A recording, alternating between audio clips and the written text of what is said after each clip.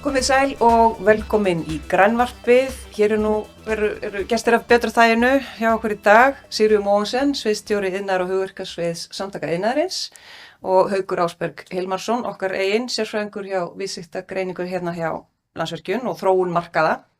Við ætlum að tala hugtak sem mikið í umræðunni og þá búið að tala ofboðslega mikið orkuskipti.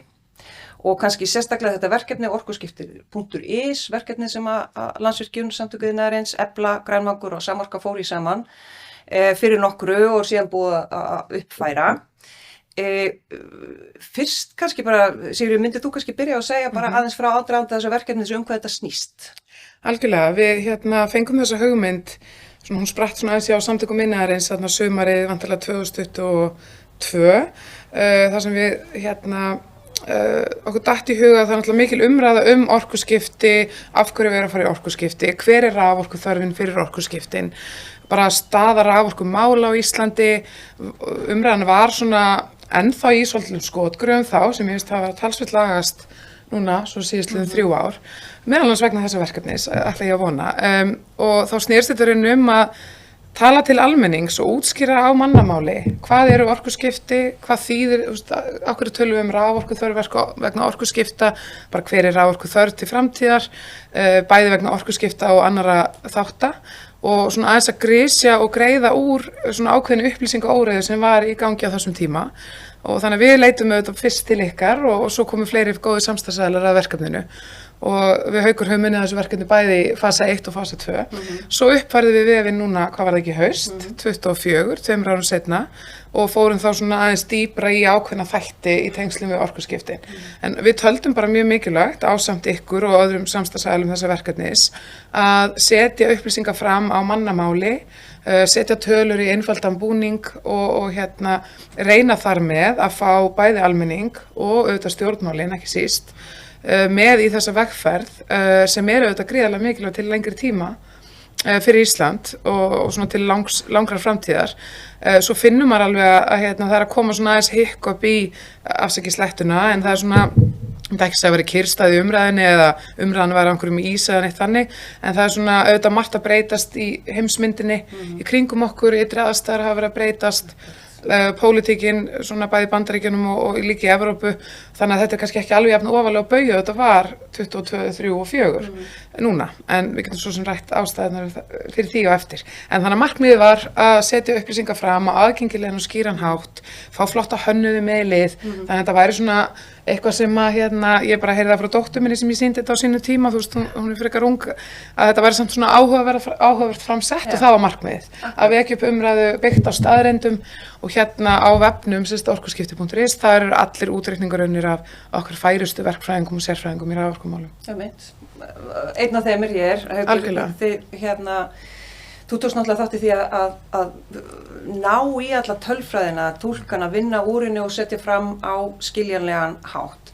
Þegar þú horfir yfir þetta, hver er áskorunin í þínum huga? Af því að það er alveg hægt að tapa sér í tölum og tölfræði eins og við vitum hægt að vinna með á ýmsan hátt. Já. Náttúrulega, þegar við förum að staði þetta verkefni þá er rauninni búið að móta áskorunina í gegnum stefnu stjórnvalda, sem er þá að Ísland verði óháð jarðefnaeldsneyti. Og eins og Siri minnist, orkuþörfin er þá bara reiknuð í rauninni út frá núverandi notkun okkar á jarðefnaeldsneyti, sem er töluvert mikil ef við horfum bara á innflutning. Það gleymist stundum nefnilega að taka það inn í orkudæmið, að allt jarðefnaeldsneyti sem við flytjum inn. Hvað er það mikið? Þetta eru 150 milljarðar á ári sem við erum að borga fyrir þetta og þetta eru rúm 1 milljón tonn á ári og náttúrulega skiptist svona nokkurn veginn í þrennt. Þetta eru innlendar bifreiðar, bæði þá stóra bifreiðar og bara fólksbílar. Síðan er þetta fiskiskipin okkar og skipasiglingar í kringu landið og síðan eru flugi náttúrulega sem að hefur sveiflast töluvert núna seinustu árin en notar töluvert mikið af olíu. Er það bæði innlendu og erlendu flugfélögin sem að fljúga hér sem að þessi tala nær yfir það? Þessi tala er í rauninni innflutningur á eldsneyti. Já. Þannig að þetta er í rauninni eldsneyti sem er tekið hér á landi. Já. Og tankað í Keflavík. Tankað í Keflavík, já. Akkurat. Þannig að það eru þá öll flugfélög sem eru með starfsemi á landinu. Akkurat. og móti kemur þá í rauninni, fyrir ekki að grípa fram í á móti kemur þá í rauninni að íslensk flugfélög fylla líka erlendis og Heathrow út allan heim, þannig að í rauninni erum við ekkert að ofmeta, þetta náttúrulega bara olíunotkun til þess að knýja verðmæta, bara íslensk samfélag og verðmætasköpun á Íslandi. Ég held það var svona upprunalega áskorunin og þá fóru bara verkfræðilegir útreiningar sem fundu út að þetta geti legið svona milli 16 til 24 teravattstundir sem að þyrfti til að skipta út þessu jarðefnaeldsneyti og þegar sú tala sett fram þá verður hún leið umdeild sem bara skiljanlegt að þetta stór tala. Og í samanburði þá raforkuframleiðsla núna? Hún 20 teravattstundir, þannig við erum að hugsa svona cirka tvöföldun.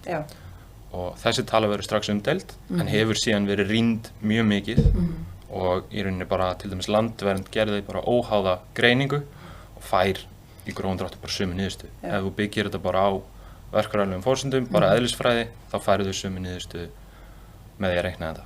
En þetta samt ekki fara að gerast strax, sko, þótt markmiðið sé þetta og það búið að nefna ýmis ártöl sem að eiga nú kannski eftir að farist eitthvað til. Hvað átti að gerast á löngum tíma? Eða hvað hægt að gera þetta á löngum tíma? Það kannski öllu heldur spurningi. Sko, þegar að vefurinn settur upp fyrst, þá var markmið síðustu ríkisstjórnar að gera þetta fyrir 2040.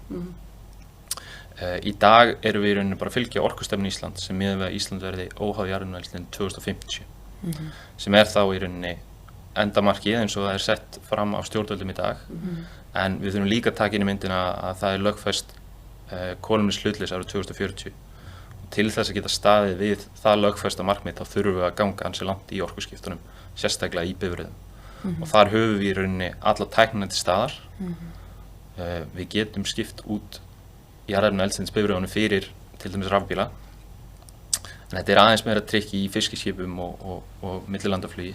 Það tækni sem ekki beinlínis á okkar vegum endilega? Það bæði tæknin styttra komin og síðan náttúrulega bara eins og Sirrý nefnir, þú veist, núna seinustu ár þá bara samkeppnisefni líka bara gríðarlega stór þáttur og við getum ekki í rauninni skotið okkur í fótinn í samkeppnisefni að öllu leyti.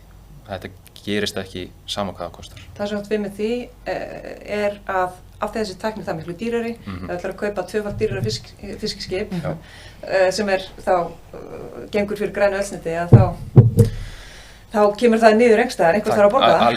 Algjörlega. Þannig að það aðeins meira áskorun. Algjörlega. Við þurfum náttúrulega. Já, ég ætla bara að segja að við þurfum náttúrulega að hafa í huga að bara orka auðvitað undirstaða verðmætasköpunar, hvort sem það olía eða raforka eða annað og þarna snýst orkuskiptin, snúast auðvitað bara að umbreyta orkunotkuninni úr raforkunotkun, úr olíunotkun, það sem eftir, sem umtalsvert meira en ég held að margir hafi gert sér grein fyrir að við vörpum þessu svona fram, en þetta auðvitað bara staðreyndir og innflutningstölur á olíu, yfir í raforku, en eins og Haukur bendir á að þá má það ekki verða á kostnað verðmætasköpunar og á kostnað þess að flest íslensk fyrirtæki, sérstaklega þau sem í útflutningi, í alþjóðlegri samkeppni og við þurfum að tryggja áframhaldandi samkeppnishæfni okkar atvinnugreina á erlendum vettvangi og alþjóðavettvangi. Þannig að við þurfum að hafa í huga en á sama tíma maður líka bjartsýnn til lengri tíma að því við vitum alveg að tæknibyltingar eins og bara græn tækni og þú veist öll þessi tækni sem að vetnis- og rafeldsneytisframleiðsla byggir á að hún mun væntanlega þróast vonandi hraðar en við kannski sjáum fyrir núna. Já, og svo líka eitt sem að fólk kannski áttar sig ekki á að það tekur mjög langan tíma að þróa, fá leyfi fyrir og byggja nýjar virkjanir. Þú getur hins vegar bara á einni viku byggt upp 50 megawatta varaaflsstöð sem gengur fyrir olíu. Algjörlega. Þannig að þarna við gleymum þessu líka að það ekkert, við smellum ekkert fingrum og bætum við raforkuframleiðsluna sem hefur kannski verið svolítið flöskuháls núna undanfarið. Algjörlega. Stærsti flöskuhálsinn í þessum orkuskiptum, þetta tvennt, það annars vegar bara raforkuframleiðslan sem hefur ekki haldið í við vöxt og viðgang samfélagsins og hvað þá og hagkerfisins og hvað þá við þessi markmið sem að var stefnt heldur líka, svo það ákveðin flöskuháls þegar komið lengra inn í orkuskiptin þá geta það verið tæknin en við erum með innan raða samtaka iðnaðarins vetnis- og rafeldsneytis samtökin og þar þetta menn að reyna að setja á stað þróunarverkefni og mikil gróska þar en það maður finnur aðeins að það eru ýmsar hindranir og einn stærsta hindrunin þetta bara aðgengi að raforku. En tölum það þessum tölfræðin einmitt að það alveg ýmislegt þarna sem kemur manni aðeins á óvart vegna þess að Mér finnst það hafa verið ríkjandi í umræðinni að segja að Ísland framleiðir meiri orku eða notar meiri orku á mann en nokkuð staðar annars staðar í heiminum, svo kemur ljós að það nú ekki svo. Og eins og talað að já, það eiginlega bara orðið fullvirkjað, en svo sér maður flatamálið sem að fer undir orkumannvirki. Manstu hvað það mikið? Það kemur fram á vefnum, það voru minnst ástu það lágt tala að hún kom mér á óvart. Það voru vel innan við 1%. Já, við vorum mjög, ef við horfum bara á Norðurlöndin sambúð, þá erum við neðarlega. Já. Og þetta náttúrulega það sem við bættum við núna í nóvember, sem svolítið að horfa á orkumálin í stærra samhengi, í alþjóðlegu samhengi, og horfa í rauninni út fyrir bara endurnýjanlegu orkuna, sem að hefur svolítið verið fókusin hér á landi, að því við stöndum okkur svo vel þar. En ef við horfum bara á orkunotkun heimsins og þetta verkefni orkuskipti, þá heimurinn í dag ennþá knúinn jarðefnaeldsneyti að langstærstum hluta.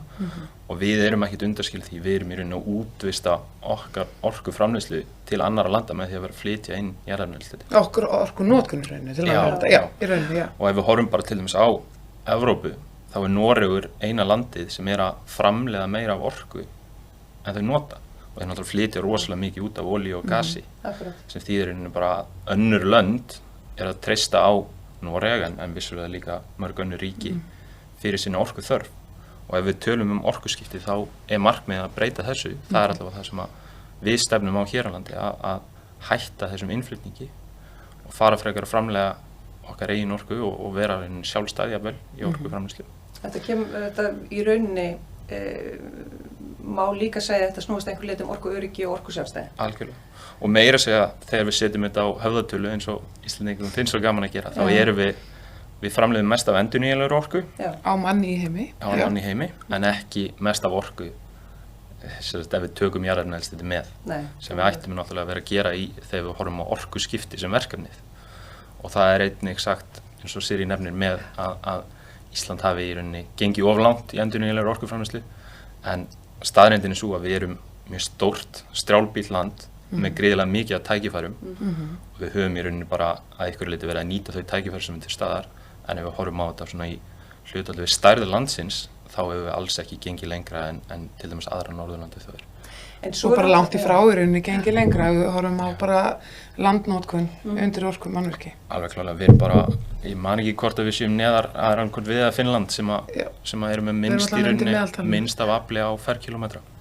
En ef við hugsaum þetta, þetta sannarlega loftslagsverkefni og Ísland hefur tekist á hendur sem sagt töluvert miklar skuldbindingar og eðlilega kannski viljum við vera þarna brautriðendur á fremstu flokki, en þess utan að þá veit ég líka ofta það svolítið peningarnir sem tala. Við horfum oft, hvað gerir þetta fyrir budduna? Akkurat. Og tökum oft ákvarðanir út frá því og það náttúrulega að finna eitthvað jafnvægi þarna, en mér sýnist nú á þessu með hvernig þetta sett fram að þetta sé svona það sem að kalla bara vinn-vinn, eða ef við tölum efnahagslega ávinningin, hvað myndirðu segja það? Já, það náttúrulega gríðarlega miklu fjárfesting, en ég myndi samt segja að ein af ástæðunum fyrir að við vildum fara af stað í þetta verkefni að umræða orkuskipti, sérstaklega fyrir nokkrum árum, var nokkuð neikvæð. Það að segja hversu miklu þyrftu Íslendingar að fórna til að fara í þessu orkuskipti. En ef við horfum á orkuskipti og söguna, til dæmis hitaveituvæðinguna, það enginn að tala um að þetta hafi verið rosalega neikvætt skref. Vond ákvörðun. Þannig að við vildum líka reyna að benda á hversu mikið af jákvæðum áhrifum við gætum fengið af orkuskipti. Og náttúrulega einn stærsti hluturinn er efnahagslega ávinningurinn að skipta út þessum innflutningi. Ég meina 150 milljarðar sem við erum að flytja á ári. Þetta er 10–15% af öllum innflutningi, öllum vöruinnflutningi Íslands. Þannig að það er jákvæð áhrif á viðskiptajöfnuðinn að fara í orkuskipti. Og skipta þessu út í rauninni fyrir innlenda framleiðslu og í rauninni skapa þá mun meira verðmætunum hérna innan lands og búa til mjög góð störf í kringu þetta. Þetta náttúrulega getur haft gríðarlega jákvæðar afleiðingar ásamt því sem þú nefnir, sem bara öryggið, orkuöryggið og bara í rauninni stöðuleiki í orkuverði, að vera ekki háður sveiflum á alþjóðamörkuðum jafn mikið. vera ekki háð í rauninni að okkar hagkerfi og verðmætasköpun sé þá minna háð og jafnvel alveg óháð, geng sveiflum á heimsmarkaðsverði og olíu sem við ráðum náttúrulega ekkert við og auðvitað bara ræðist ofta af bara einhverjum eitri þáttum, stríðum og öðru eins og við þekkjum auðvitað bara hvernig geopolítikin og hvernig þessar mestu olíuframleiðslu þjóðir í heimi, þú veist fyrir utan kannski Noreg, hvernig pólitískt ástand þar, jafnvel mannréttindi og annað. En mér langar að bæta við einum öðrum vinkli sem tengist á rauninni orkuörygginu, það bara þjóðaröryggi og viðnámsþróttur Íslands. Og þetta auðvitað hugtök sem orðin miklu svona meira í deiglunni núna í ljósi og eftir innrás Rússa í Úkraínu og eftir bara það sem að gerast í bara Evrópu almennt þegar Evrópumenn vöknuðu upp við vonda martröð eða vondan draum, hvernig maður orða það, vöknuðu upp og áttu sig að þau algjörlega sofna á verðinum, hvað var það að tryggja öryggi orku sjálfstæði Evrópu, mjög háð Rússum með gas og fleira og þannig í rauninni langar maður svona að kasta því líka inn að þú veist þetta líka þjóðaröryggismál og hefur áhrif á bara viðnámsþol og viðnámsþrótt Íslands að verða þá að við verðum sjálfstæðari okkar eigin, að framleiða meira þeirri orku sem við erum að nota en við gerum í dag. Og mér langar svona rétt bara að bæta þessu við og svona ítreka sem Haukur var að segja að umræðan hefur oft verið þannig bara að við framleiðum alveg gríðarlegt magna af orku hér en við erum að flytja inn 40% af orkuþörf landsins í gegnum innflutningu á olíu. Það svolítið stærri tala en maður kannski áttar sig á. En bara í framhaldinu, af því að nú þetta allt saman sett fram á þennan skýr og skýrmerkilega hátt og það vísað í einhverja framtíðarsýn, alla kostina sem getur fyllt og almennt, ég held að sé rétt að fólk eru jákvæðara í svona í garð þessa hugtaks, en það ekki nóg að tala. Nei. Það verður þá líka að gera. Hver eru þá svona mikilvægastu næstu skref bara á þessari leið á fullum orkuskiptum, myndi ég segja?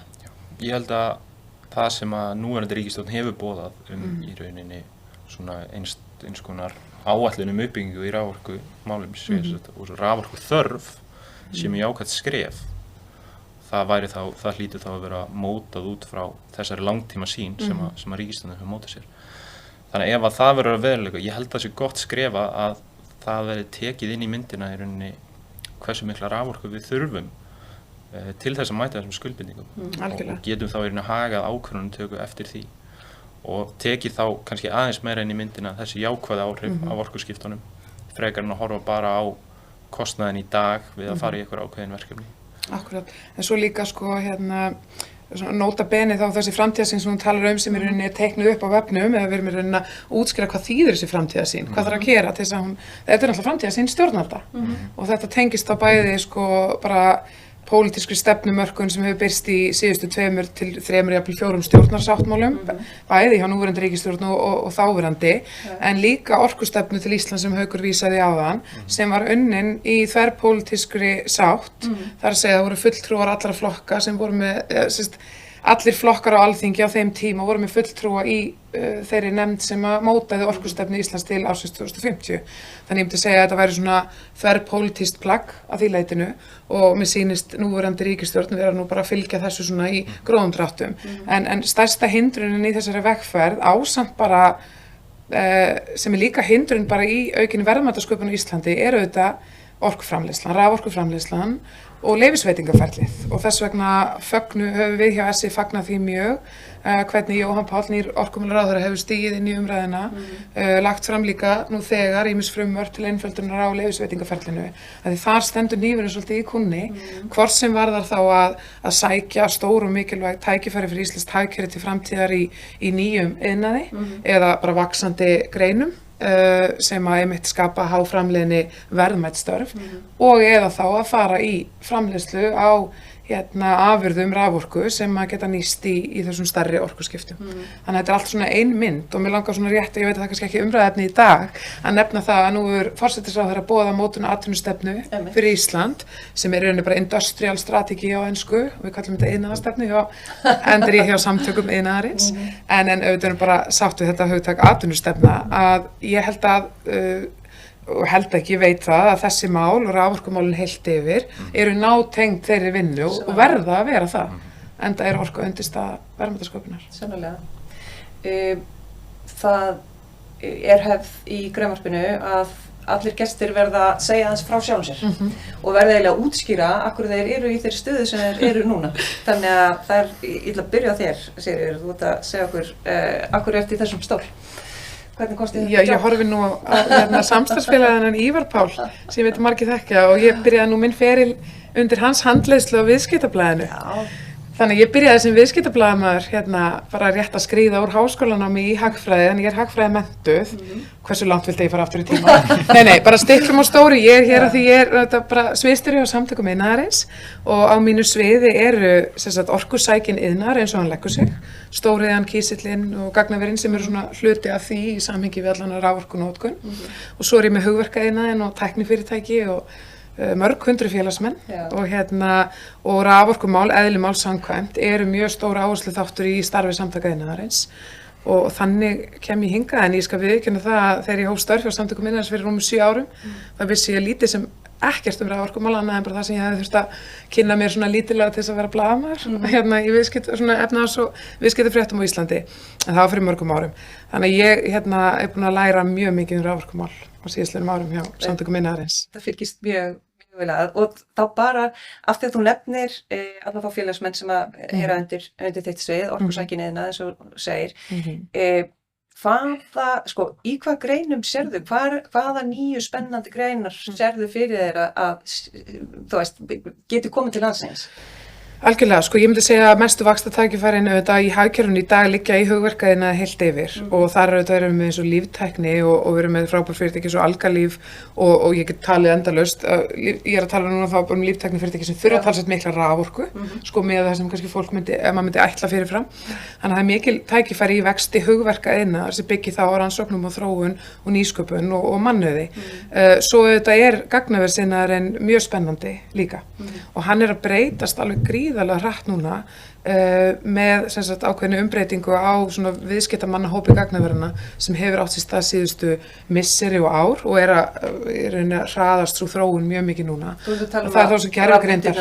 Rafmyndirnar eru farnar fyrir umtalsvert lengur síðan eða allavega einhverjum misserum síðan alveg út úr okkar þá hagkerfi, út úr okkar vinslu, það er ekki lengur verið að vinna þannig nema þá bara einhverju algjörlega takmörkuðu magni, þannig að núna eru komni gríðarlega spennandi viðskiptavinir sem eru þá í rauninni að vinna gervigreindamálíkun og fleira og svona high performance computing, þannig að það eru mikil tækifæri. Svo auðvitað liggja tækifæri í atvinnuuppbyggingu í tengslum við orkuskipti og það getur þá verið eftir atvikum ammoníak, vetnis, rafeldsneytisframleiðsla og Haukur þekkir þetta miklu betur en ég. En ég sé svona, það eru svona nokkri vaxtabroddar fyrir auðvitað landeldi og fleira sem er kannski ekki undir okkar hatti en samt líka mikil tækifæri þar. Haukur, akkur ertu hér? Akkur er ég hér, já. Ég er hagfræðingur eins og Sirrí, sem að ég veit nú ekki hversu skynsamlegt er að fá 2 hagfræðingar.